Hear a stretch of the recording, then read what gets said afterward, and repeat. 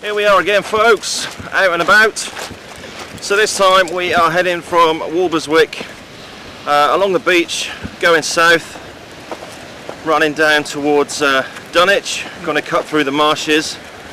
Going to overnight just in a little piece of woodland, bit of birch forest just down there. Weather's pretty good today. I was hoping for a good sunset, but it looks a bit cloudy at the moment. So yeah, let's see what we get up to.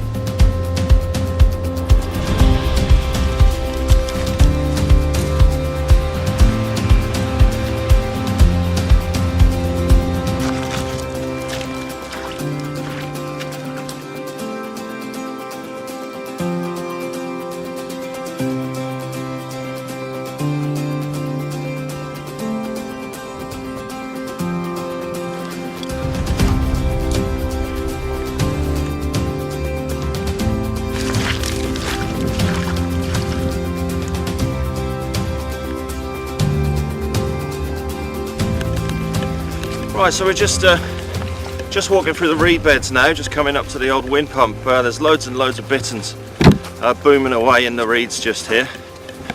So we just got about another 5 minutes walk. We get to the wind pump and we'll take a look from over there. It's probably the warmest day we've had so far this year, and it's the first time that the mozzies are out. And unfortunately, they absolutely love me. So let's get some of this old muck on my face. And unfortunately for me, there's not much that really works mosquito repellent wise. There's two things that keep them off me. This stuff here, it's called Nordic Summer. It's made by Wilma's. It's a Scandinavian product, Swedish product. It's all completely natural. I think it's made with pine tar, birch oil, and there's a few other products in there. I don't know what they are, but that definitely keeps the stuff off me. The other stuff is something called Miga. There's an article on my blog if you want to have a look at my blog. I'll stick a link up there now. You can have a look on about mosquito repellent. But yeah, unfortunately they're the only two things that actually work for me. If you're out with me, then I'm probably the best mosquito repellent around, to be perfectly honest. But yeah, brilliant stuff, Nordic Summer. Right, let's crack on.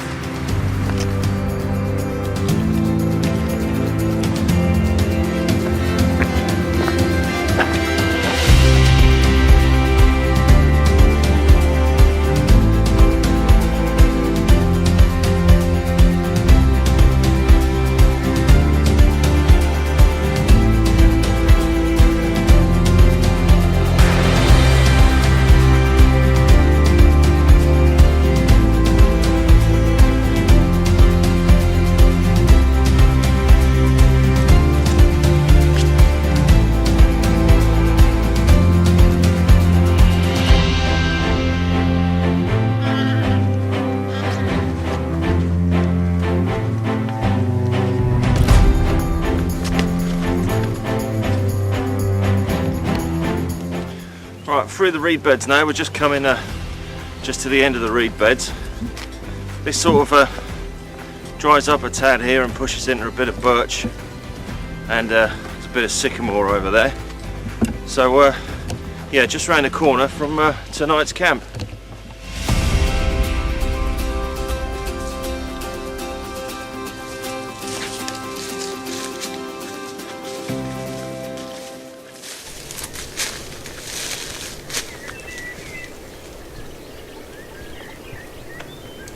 Right, I think this will do. There's still a few people about, so I'm not going to set up just yet. So I'm just going to take this off, sit down and have a brew.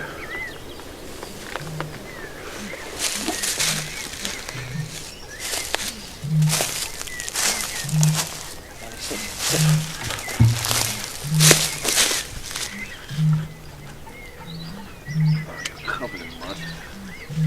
Brilliant.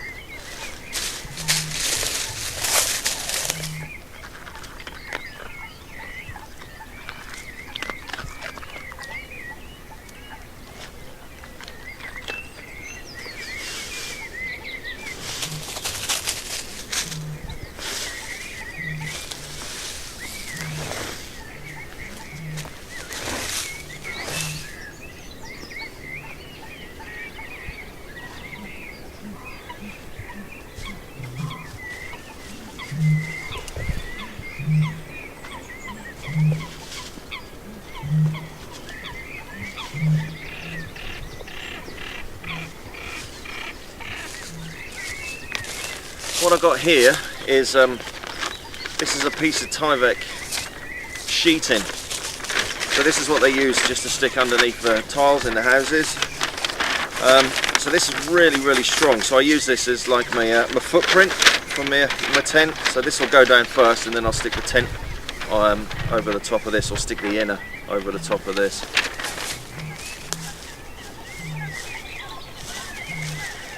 So the tent I'm using today is the Wild Country Zephros I by Terra Nova.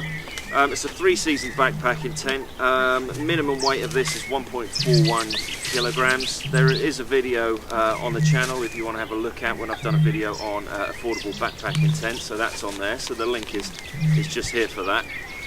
Brilliant little tent, like I say, it's quite lightweight, packs up quite small as well. You can get it down smaller than this, I just haven't really folded it away very well. So just going to get this set up, and then we're going to get some food on the go.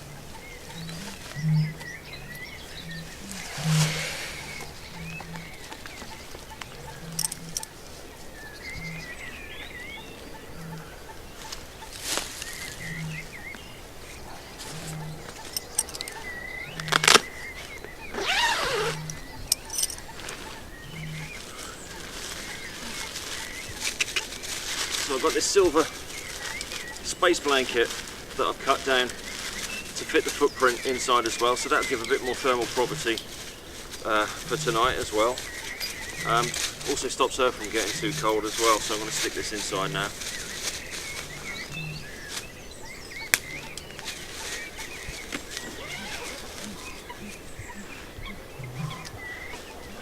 So all of my clothes and everything that I want to keep dry, I keep in this 70 litre dry bag. What I've done with the pump for the Expeditor mat is I've cut the top of it off and stuck it onto this this dry bag with some contact adhesive, and then I can use the dry bag as a filling bag for the mat itself.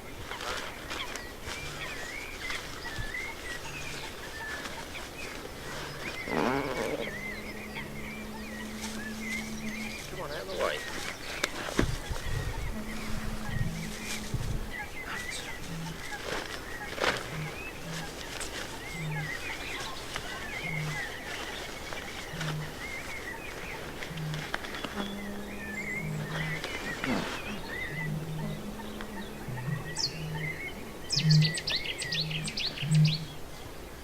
Right, I brought these out with me today as well to give a go. So I've got some thermal pants, basically. These are from Revolution Race, so these are called the fleece pants. So you can see that they're quite heavy duty, they're quite thick. They're not fleece lined inside at all, but they are quite durable. as you can see. So they've got a drawstring around the top, two top pockets, and two butt pockets there as well. They're quite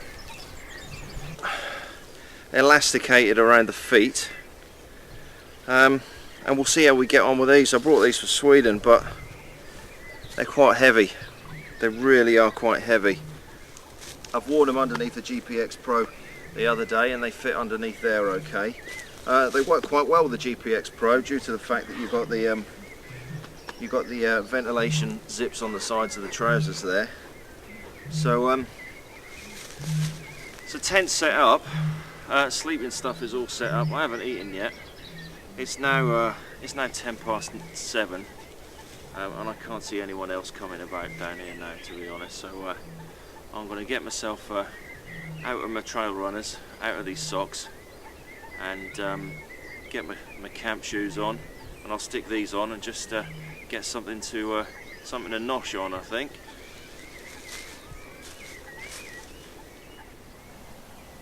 Peaceful, really peaceful down here. Right, let's get these things off. So I've had a new pair of socks to try out today. These are from Daki, and these are the merino wool waterproof socks. Oh, I was wondering why my feet were hurting so much. I've got bloody half a ton of sand in my shoes. Yeah.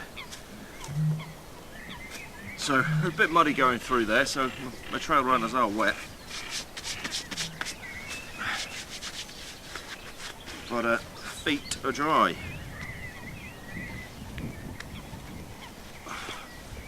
So I've been wearing these merino wool socks. I've got my armour skin underneath. Always do the best, the armour skin. Absolutely fantastic socks they are. You'll never get any blisters with those, never.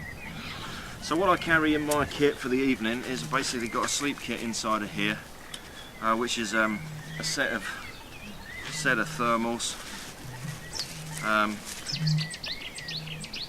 earplugs, and an eye mask. That's basically for Sweden, that is, obviously, because it's 24 hours daylight, and a pair of merino socks. So when I get into camp in the evening after setting up like this, even though armour skin are breathable and the merino wool socks are breathable, it's always good to get your socks off and let your feet dry out and swap over to another pair of socks. And it gives you a chance to air your socks that you've been wearing during the day, so you don't have to use, you know, if you're out for 5 days, you don't have to use 5 days worth of socks, or I don't anyway. So fresh pair of socks on.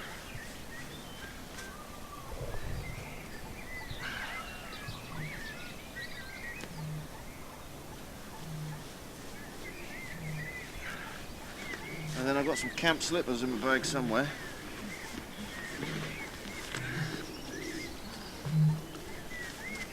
I haven't tried these out yet. So these are made by Nordisk. These are down slippers. And they look the business, don't they? But they're perfect for this sort of thing when you finish the day. Super. So tonight's feast. We have got something to eat, chicken tikka with rice. And we've got dessert, we've got custard apple crunch. Can of wife beater, and what have I got? Slab of biltong, and that's about it really. So let's get stuck in, get this all brewed up.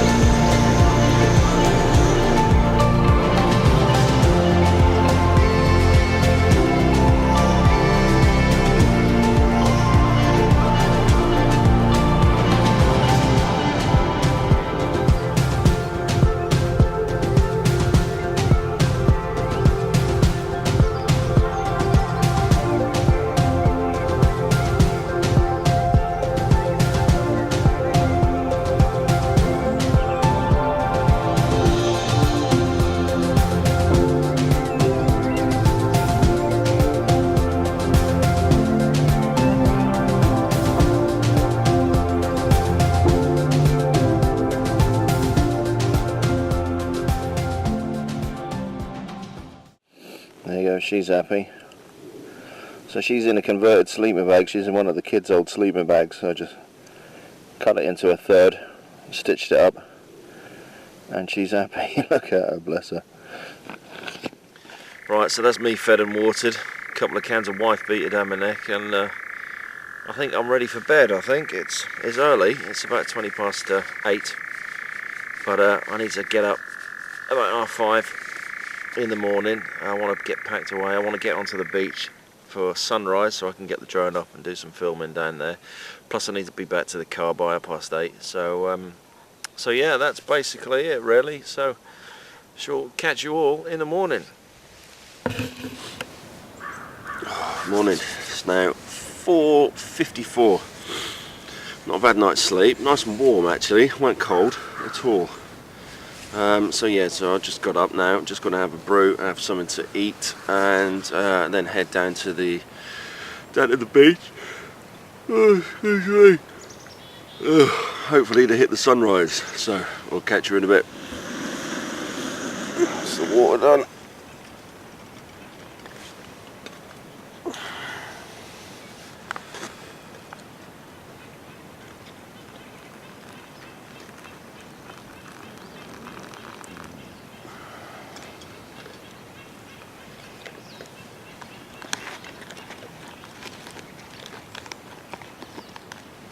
Into the cozy.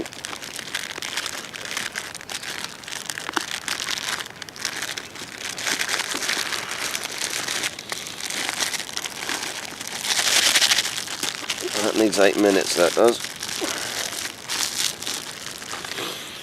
So the cozy, I've done a video on this. I'll stick a link up there. It's basically made out of a survival blanket, just to keep the freeze-dried meals a little bit warmer whilst they're rehydrating.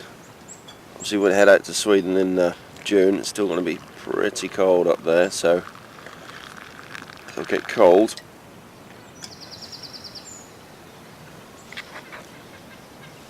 Can you hear that?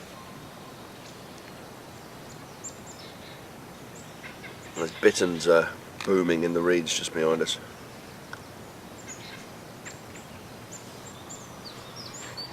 Right, all packed up. So as usual, leave no trace. So there's absolutely no trace of where we've been. So I don't think we're going to get a good sunrise this morning, but we'll have a look anyway. I want to go back to the wind pump down there and get the drone up, because I put it up yesterday. It was a little bit windy there, but yeah, just it's about 18k. Walk back to the car. Hopefully we'll get there before 9 o'clock, which is when the parking runs out. But yeah, other than that, really nice night. Really noisy here though. It doesn't help with the dog, because obviously first thing she hears, she's up and wanting to get out of the blooming tent.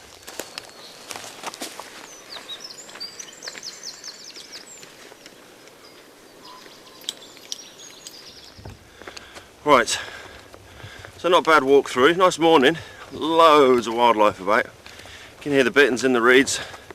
There's a lot of marsh harriers flying around. We're about 5 minutes away. We're not going to get a good sunrise, I don't think, but we'll get over there and have a look-see.